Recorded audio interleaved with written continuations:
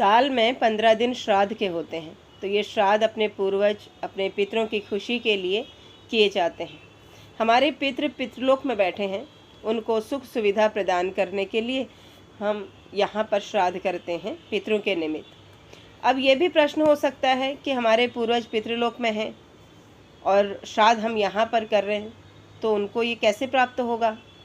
तो इसको समझते हैं कि जिस प्रकार आप आजकल ऑनलाइन बैंकिंग करते हैं ना, एक देश से दूसरे देश में पैसा ट्रांसफ़र हो जाता है।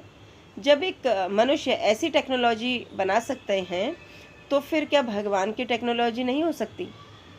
जैसे हम भगवान से प्रार्थना करते हैं तो वो प्रार्थना भगवान तक पहुंच जाती है, उसी प्रकार इस मृत्यु लोक में किया गया श्राद्ध भी पितृलोक तक पहुंचता है। इतना ही नहीं, हमारे पितृ जिस भी योनि में होंगे उस योनि का भोजन श्राद्ध के माध्यम से पितरों तक पहुंचता है। तो श्राद्ध कर्म अलग अलग प्रांत के अनुसार करते हैं, मगर कैसे करना चाहिए ये भी बताते हैं। जो भी श्राद्ध में भोजन बनाओ उसे सीधे ब्राह्मण या अपने पितरों के फोटो के आगे नहीं रखना चाहिए। उसको सबसे पहले भगवान कृष्ण को भोग लगाना चाहिए। भगवान को भोग लगाकर महाप्रसाद जब पितरों को देते हैं तो पितरों को सिर्फ सुख सुविधा ही नहीं मिलती, पितरों को भक्ति भी प्राप्त होती है, उनका उद्धार होता है और पितृलोक से ऊपर उठते हैं।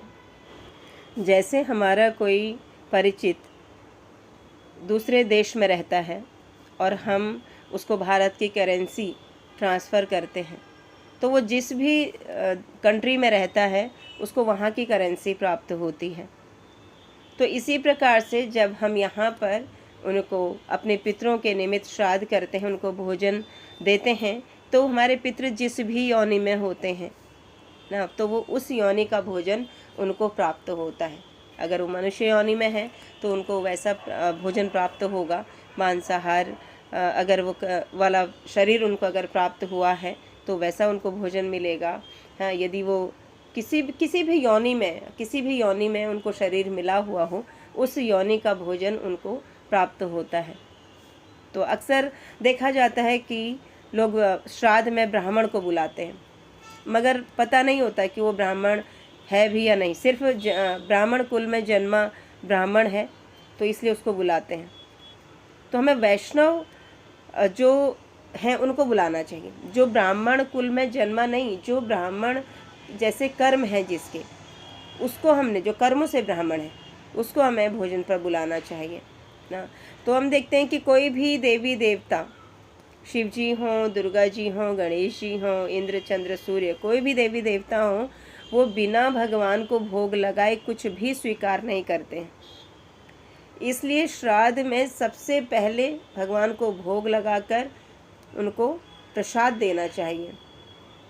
और श्राद्ध करना बहुत ज़रूरी है, क्योंकि पितृलोक में बैठे पितृ हम श्राद्ध का इंतज़ार करते हैं कि मेरा जो परिवार है वो मेरे निमित्त मुझे कुछ भोजन देगा, मेरे निमित्त कुछ का श्राद्ध करेगा, है ना, वो इंतज़ार करते हैं। तो इसलिए हमें ये श्राद्ध अवश्य करना चाहिए। हरे कृष्णा।